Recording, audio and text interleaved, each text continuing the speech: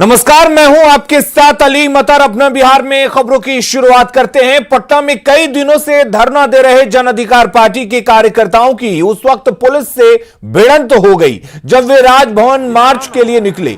पप्पू यादव के नेतृत्व में जन अधिकार पार्टी के कार्यकर्ता राजभवन मार्च के लिए निकले थे, तभी 0 माइल पहाड़ी पर पुलिस ने बैरिकेडिंग कर उन्हें रोक दिया। लेकिन जन अधिकार पार्टी के कार्यकर्ता मानने को तैयार नहीं थे। पुलिस के लाख समझाने के बाद भी जब कार्यकर्ता नहीं माने तो पुलिस ने जन अधिकार पार्टी के कार्यकर्ताओं पर लाठी चार्ज किया और वाटर कैनन का भी इस्तेमाल किया गया। इस दौरान मौके पर काफी देर तक अफरा तफरी मची रही। मौके का जायजा लिया हमारे संवाददाता संजय कुमार ने।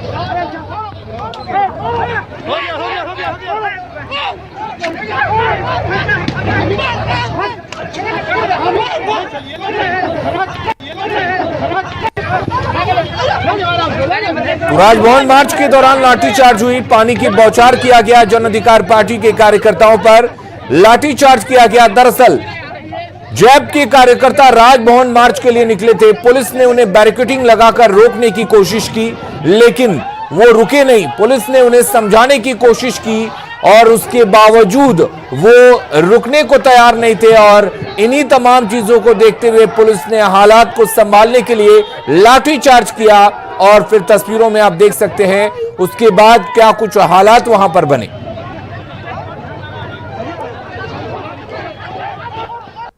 जन अधिकार पार्टी के कार्यकर्ता राजभवन मार्च पर निकले, लेकिन यहाँ देखिए वाटर कैनन का प्रयोग शुरू कर दिया गया है और आगे तस्वीरों में देखिए वाटर कैनन से क्या यहाँ तस्वीर उभरी है।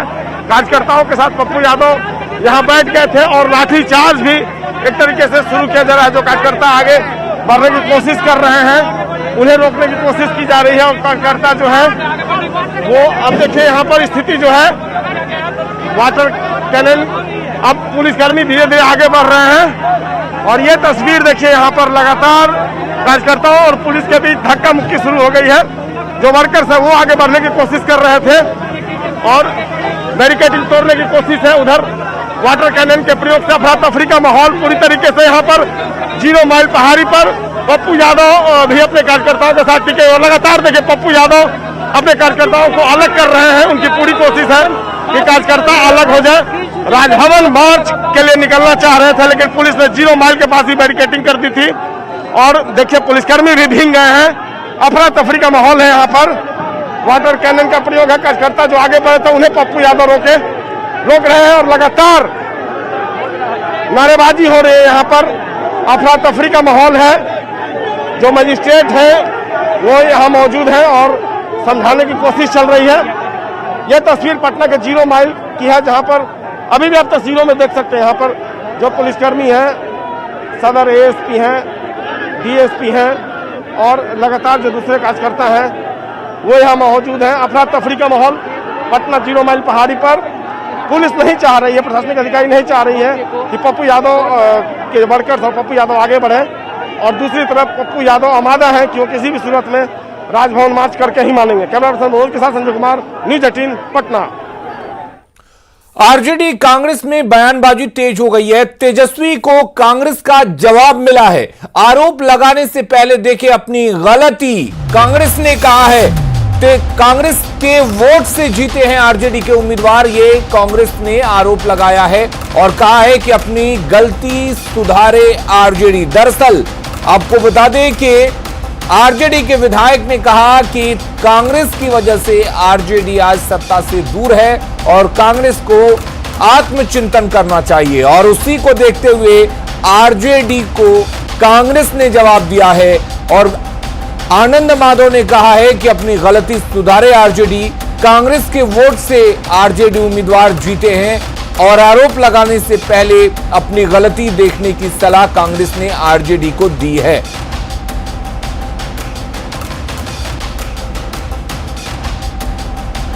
तो बड़ी खबर आपको बता दें, आरजेडी की समीक्षा बैठक के बाद आरजेडी के विधायक ने कहा था कि कांग्रेस की गलती की वजह से, कांग्रेस की कमियों की वजह से आज आरजेडी सत्ता से दूर है। उसी का जवाब कांग्रेस ने दिया है।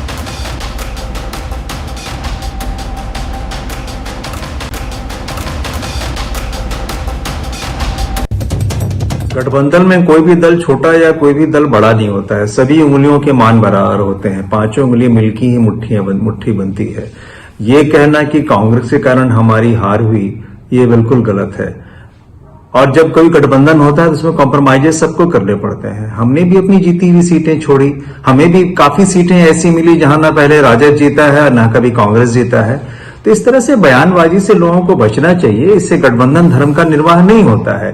इससे गठबंधन धर्म का नुकसान होता है। अपनी अपनी समीक्षा करें और देखें निष्कर्ष कैसे क्या निकला है। आप ये समझिए कि अगर कांग्रेस का वोट ट्रांसफर नहीं होता तो कांग्रेस को 8 या 9% वोट आया है अलग अलग जगह में। अब वो निकाल दीजिए परसेंटेज तो समझ में आ जाएगा कि कौन कहां खड़े होते।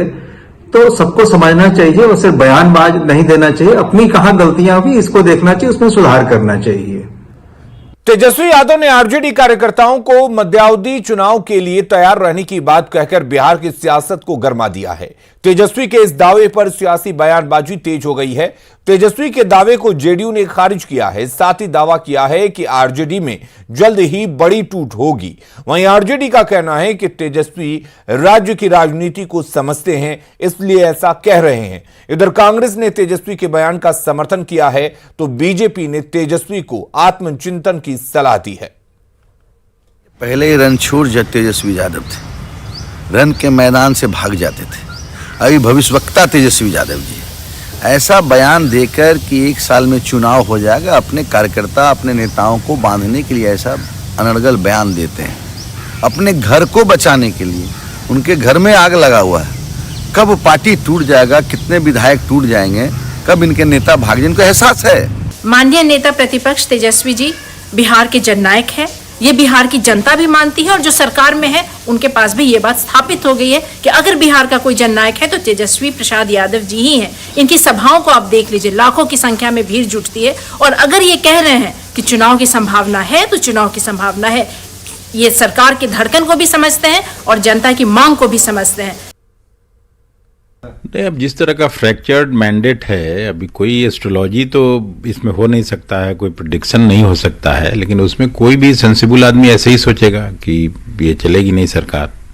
और जिस तरह का अंदरूनी अंतरकलह है जेडीयू और बीजेपी के बीच में, तो सबको लगता है कि बीच में चुनाव होगा। देखिए, माननीय तेजस्वी जी को पार्टी की समीक्षा नहीं, उनको समीक्षा की जरूरत नहीं, आत्मचिंतन की जरूरत है। उन्हें आत्मचिंतन करना चाहिए कि बिहार की राजनीति में जिस तरह से वो बयानवीर बनते जा रहे हैं, बयानों की झड़ी लगा रहे हैं, उससे कहीं भी बिहार के विकास का कोई वास्ता नहीं है। और मध्यावधि चुनाव नहीं, उनको 5 साल इंतजार करना पड़ेगा। अगली खबर का रुख करते हैं। कटिहार में 5 अफगानी नागरिकों की गिरफ्तारी का मामला पेचीदा होता जा रहा है। गिरफ्तारी के 1 सप्ताह बाद कई बड़े खुलासे सामने आ रहे हैं। सूत्रों के हवाले से गिरफ्तार 5 अफगानी नागरिकों में से एक गुलाम मोहम्मद ने इंटेलिजेंस के सामने आतंकी मॉड्यूल और मनी लॉन्ड्रिंग को लेकर बड़े खुलासे किए हैं। इतना ही नहीं, उसने गिरफ्तार 4 अफगान नागरिकों पर उसे धमकाने और बम विस्फोट के केस में फंसाने का आरोप लगाया है। गुलाम मोहम्मद ने बताया कि अफगानिस्तान में एक बम विस्फोट केस में उसके बेटे का नाम आया है, जिसमें उसे भी फंसाने की धमकी दी जा रही है। सूत्रों के हवाले से पूरे मामले पर एक्सक्लूसिव जानकारी दे रहे हैं कटिहार संवाददाता सुब्रत। कटिहार में 5 विदेशी नागरिक के गिरफ्तारी के बाद अब भी देश के कई सुरक्षा एजेंसी इस मामले पर गंभीरता से जांच कर रहा है। ये कटिहार समाहरणालय है और समाहरणालय के ठीक सामने ये इंटेलिजेंस का कार्यालय है। इस इंटेलिजेंस के कार्यालय से ही इस पूरे मामले का बड़ा खुलासा हुआ था। हालांकि सुरक्षा गोपनीयता के आधार पर इस कार्यालय की भीतर की जो तस्वीर है या जो हलचल है उसको हम आपको तक नहीं पहुंचा सकते, लेकिन कुल मिलाकर खुलासा कैसे हुआ था इस बात की जो सूत्र के हवाले से खबर मिला है वो आप तक पहुंचा रहे। ये गुलाम मोहम्मद है जो कि सबसे पहले इंटेलिजेंस के पास पहुंचा था, या इंटेलिजेंस के ट्रैक करने पर ये ये इस कार्यालय तक पहुंचा था।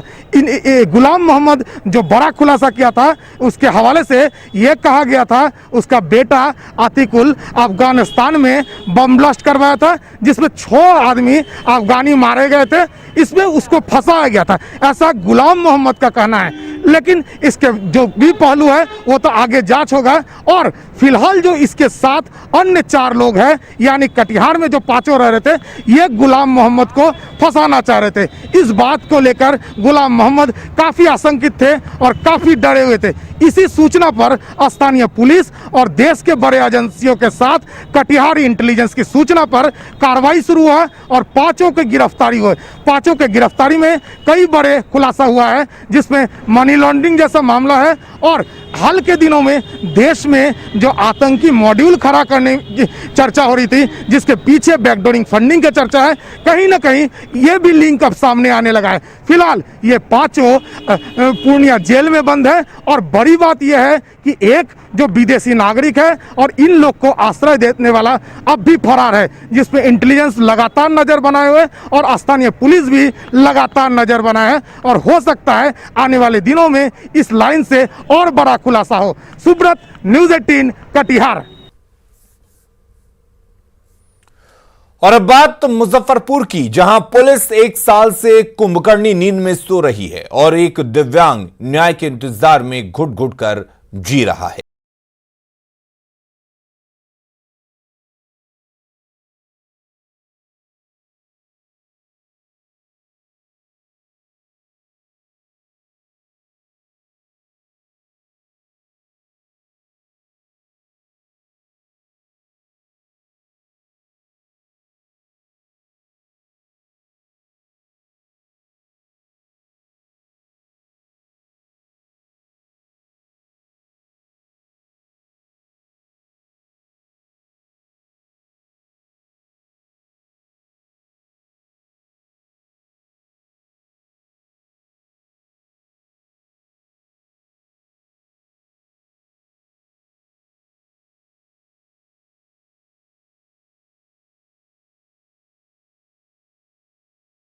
महापाप हो रहा है और पुलिस प्रशासन कुंभकर्णी नींद में सो रहा है।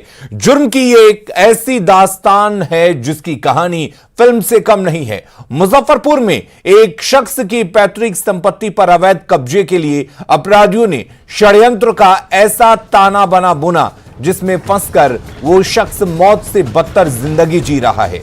आरोप भोला राय नाम के शराब तस्कर और भूमाफिया पर लगे हैं। आरोपों के मुताबिक भोला राय ने पीड़ित दिव्यांग की करोड़ों की पैतृक संपत्ति हड़पने के लिए एक बड़ी साजिश रची। साजिश के तहत उसने पहले तो अपने गुर्गे विक्रम को पीड़ित के घर का नौकर बनाया और फिर 24 जनवरी 2019 को उसकी नाबालिग बेटी का अपहरण कराकर उसकी शादी जबरन अपने गुर्गे और पहले से शादीशुदा विक्रम से करा दी। मोतीपुर थाने में पीड़ित की पत्नी ने जब भोला राय और विक्रम पर पॉक्सो एक्ट में मामला दर्ज कराया तो भोला राय ने पीड़ित की पत्नी को डरा धमकाकर अपने कब्जे में कर लिया और अब बेटी और बीवी को ढाल बनाकर अपराधियों ने उसका जीना मुहाल कर दिया है। पैतृक संपत्ति पर अवैध कब्जे के लिए अपराधी भोला राय शख्स को पागल बनाने की साजिश तक रच रहा है। पीड़ित से भोला राय और उसके गुर्गे न सिर्फ मारपीट करते हैं बल्कि उसके हाथ पैर बांधकर पागलखाने भी ले जाते हैं और जबरन दवा दी जाती है।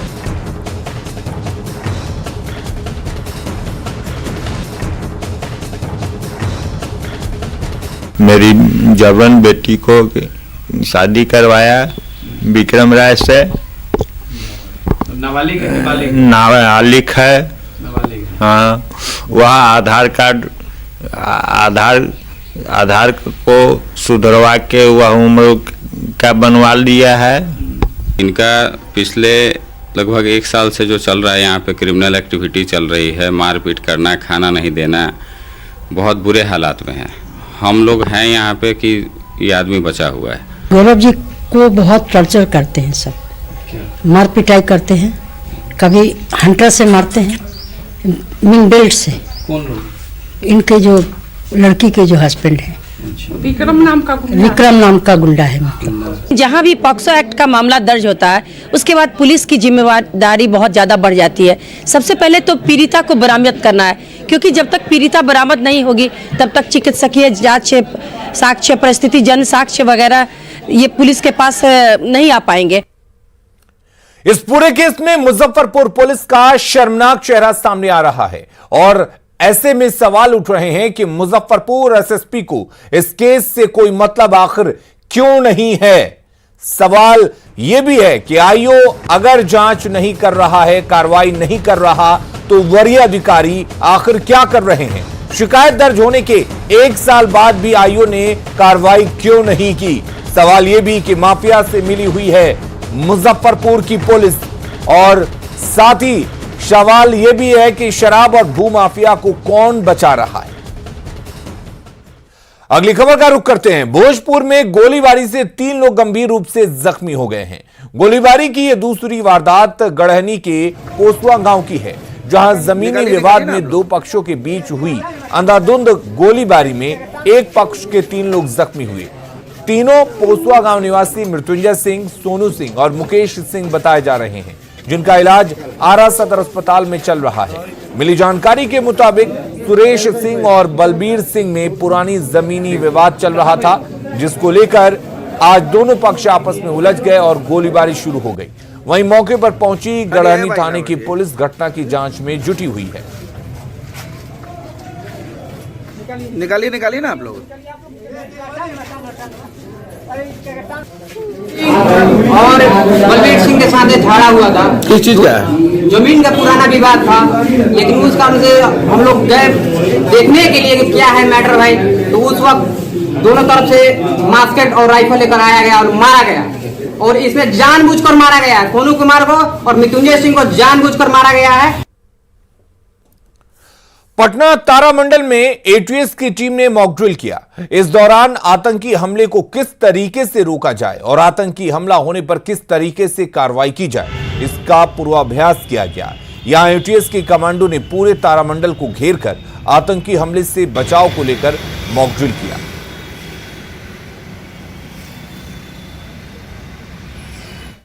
जागो ग्राहक जागो, पूर्णिया में उपभोक्ताओं को जगाने का यह अब महज नारा रह गया है। जिस उपभोक्ता संरक्षण न्यायालय पर ग्राहकों ने न्याय की उम्मीद लगाई हुई है, वो न्यायालय पिछले 1 साल से ठप पड़ा है, क्योंकि यहां कंज्यूमर फोरम में 1 साल से 2 सदस्यों की जगह खाली है।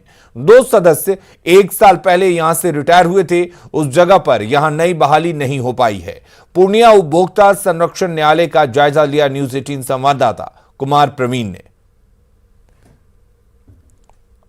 पूर्णिया का जिला उपभोक्ता न्यायालय है और यहाँ के हालात ये है कि यहाँ पर चेयरमैन तो हैं, लेकिन यहाँ के जो 2 मेंबर होते हैं वो पिछले 1 साल से नहीं हैं। उपभोक्ता न्यायालय का यही स्थिति है कि आज साल भर से मेंबर नहीं है, वो रिटायर कर गए। इसके बाद फिर पुनः चयनित होता है, वो जो राज्य आयोग करेंगे, जहाँ तक मुझे मालूम है, और वो अभी नहीं हो पाया है। अब बिना मेंबर का कोर्ट नहीं चलेगा सर। एक भी में अगले दिसंबर 19 दिसंबर से ये लोग हड़ताल की कोर्ट बंद है। नहीं वो रिटायर कर गए, इसके बाद दोबारा अभी तक चयनित नहीं हुआ। कौन थे यहाँ पे मेंबर? नीरज कुमार सिन्हा और ममता सिन्हा। उसके लिए क्या प्रोसेस चल रहा है? हाँ, प्रोसेस सुनते हैं राज्य आयोग से वैकेंसी हुई है और वो वहीं से अब करेंगे, जहाँ तक मुझे मालूम। उपभोक्ता न्यायालय में 2 मेंबर के साथ एक चेयरमैन होते हैं।